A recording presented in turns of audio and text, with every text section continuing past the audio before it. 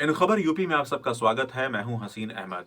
आज हम आपसे बात करने जा रहे हैं यूनिफॉर्म सिविल कोड यानी कि समान नागरिक संहिता के बारे में। समान नागरिक संहिता के बारे में हमने देखा है कि किस तरह से सियासी पार्टियां, तमाम राजनीतिक दल इसके ऊपर बहस करते हैं, इसके ऊपर राजनीति करने की कोशिश करते हैं। कुछ लोग इसके फायदे गिनाते हैं, कुछ लोग इसके नुकसानों के बारे में बात करते हैं।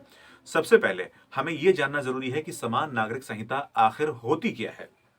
समान नागरिक संहिता पूरे देश के लिए एक समान कानून के साथ ही सभी धार्मिक समुदायों के लिए शादी, तलाक, विरासत, बच्चे के गोद लेने के जो कानून हैं, उसमें एक रूपता के जो प्रावधान है, उसकी बात करते हैं। मसलन अगर आप मुसलमान हैं, आपके लिए जो शादी के कानून बनेंगे, आपके लिए जो तलाक के कानून हैं, वही कानून हिंदू के ऊपर भी लागू होंगे। वही कानून जो आपके ऊपर लागू हो रहे हैं, वही कानून पारसियों के ऊपर भी लागू होंगे।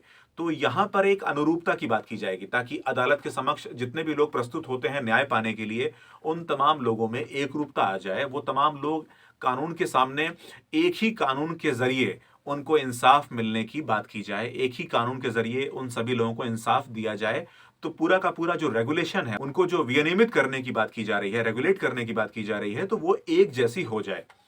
आपको बताते चलें कि संविधान के अनुच्छेद 44 में इस बात का जिक्र किया गया था कि भारत के नागरिकों के लिए एक समान नागरिक संहिता सुनिश्चित करने का प्रयास किया जाएगा।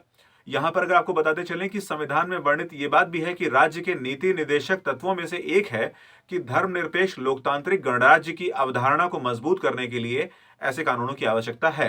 अब आपको बताते चलें कि बहस का विषय क्या है। सबसे पहले कानून और न्याय मंत्रालय ने सुप्रीम कोर्ट को बताया कि सुप्रीम कोर्ट के पास संसद को निर्देश देने के लिए कि इस मुद्दे में वो कोई कानून बनाए, उनके पास ऐसा कोई अधिकार नहीं है। उनके पास ऐसी शक्ति नहीं है, क्योंकि हम जनता के चुने हुए प्रतिनिधि हैं, हम संसद में बैठे हैं। लिहाजा हम इसके ऊपर चर्चा करेंगे, इसके ऊपर वाद विवाद करेंगे, इसके ऊपर बहस होगी और संसद के तमाम लोगों के साथ बहस के बाद, विचार करने के बाद इसके ऊपर कानून बनाया जाएगा। लिहाजा इसके ऊपर जितनी भी पीआईएल्स को दायर किया गया है, यानी कि जनहित याचिकाओं को दायर किया गया है, उन्हें खारिज कर दिया जाए। अब आपको बताते चलें कि जितनी भी यहां पर जनहित याचिकाएं डाली गई हैं, जितनी भी पब्लिक इंटरेस्ट लिटिगेशन पीआईएल्स को फाइल किया गया है, उसमें याचिकाकर्ताओं की डिमांड क्या है। याचिकाकर्ताओं ने शादी, तलाक, भरण पोषण और गुजारा भत्तों को विनियमित यानी कि रेगुलेट करने की व्यक्तिगत कानूनों में एक रूपता की बात की है। यानी कि जो कानून आपके ऊपर लागू हो रहा है बतौर मुसलमान, वही कानून एक हिंदू के ऊपर भी लागू हो। मेंटेनेंस के लिए खासकर अगर हम देखें तो जिस तरह से अलग अलग मजहबों में अलग अलग कानून बना हुआ है, तलाक के लिए अलग अलग कानून बने हुए हैं, तो उसमें एक रूपता की बात की गई। उसके साथ ही साथ ये बात भी की गई कि याचिकाकर्ताओं ने इसमें यह भी जिक्र किया कि तलाक के कानूनों तथा बच्चा गोद लेने एवं संरक्षता के लिए एक समान कानून बनाया जाए, जिसकी जरूरत है, जिसके लिए तमाम लोगों को एक रूपता के साथ उसमें समझा जाए ताकि इससे अदालतों को आसानी हो, इससे जनता को आसानी हो। इस पूरे मामले में सरकार का क्या रुख है? सरकार के रुख की अगर बात की जाए तो उन्होंने स्पष्ट किया है कि क्योंकि ये कानून और नीति का मामला है, जनप्रतिनिधियों के पास ये अधिकार सुरक्षित है कि वो कानून बनाएंगे। विधायिका को कानून पारित करने तथा वीटो की शक्ति का इस्तेमाल करने का भी अधिकार है। विधि मंत्रालय ने विधि आयोग से समान नागरिक संहिता से संबंधित मुद्दों की जांच करने के लिए, उसके बारे में तमाम तरह की जो इंफॉर्मेशंस होती हैं, जो तमाम जानकारियां हैं, उसे इकट्ठा करने के लिए और समुदायों की जांच करने के लिए, अलग अलग व्यक्तिगत कानूनों की संवेदनशीलता को समझने के लिए, उसके गहन अध्ययन के आधार पर विचार करने के लिए सिफारिश की कि ये तमाम मुद्दों को नजर में रखते हुए हम इस फैसले पर पहुंचेंगे कि किस तरह से समान नागरिक संहिता लागू की जाए। क्योंकि अलग अलग मजहब को समझने के लिए आपको स्टडी करना पड़ेगा, आपको अध्ययन करना पड़ेगा।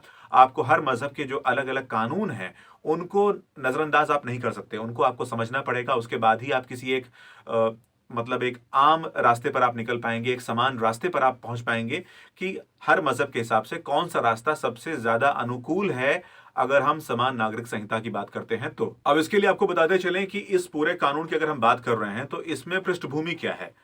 समान नागरिक संहिता यानी यूनिफॉर्म सिविल कोड, इसकी शुरुआत कहां से हुई, कहां से इसकी जरूरत महसूस की गई?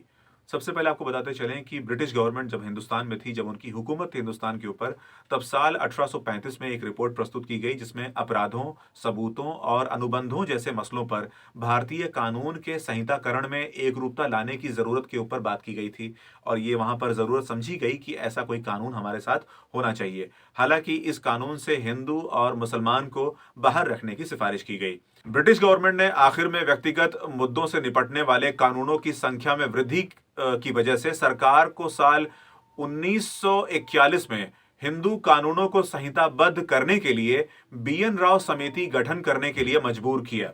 इन सिफारिशों के आधार पर हिंदू, बौद्ध, जैन, सिख के लिए निर्वसीयत उत्तराधिकार से संबंधित कानूनों को संशोधित और संहिताबद्ध करने के लिए साल 1956 में हिंदू उत्तराधिकार अधिनियम के हिसाब से एक विधेयक को अपनाया गया। हालांकि इससे मुसलमान, पारसी और ईसाइयों को अलग रखने के लिए व्यक्तिगत कानून मौजूद थे। यह हमारा समान नागरिक संहिता के ऊपर पहला वीडियो है। इसके अगले पार्ट में हम आपको बाकी की जो जानकारियां हैं, सरकार इसको कैसे ड्राफ्ट करेगी, सरकार इसको कैसे बनाएगी और कैसे लागू करेगी, इन तमाम मुद्दों के ऊपर आपसे हम चर्चा करेंगे। तब तक के लिए बने रहिए इन खबर यूपी के साथ।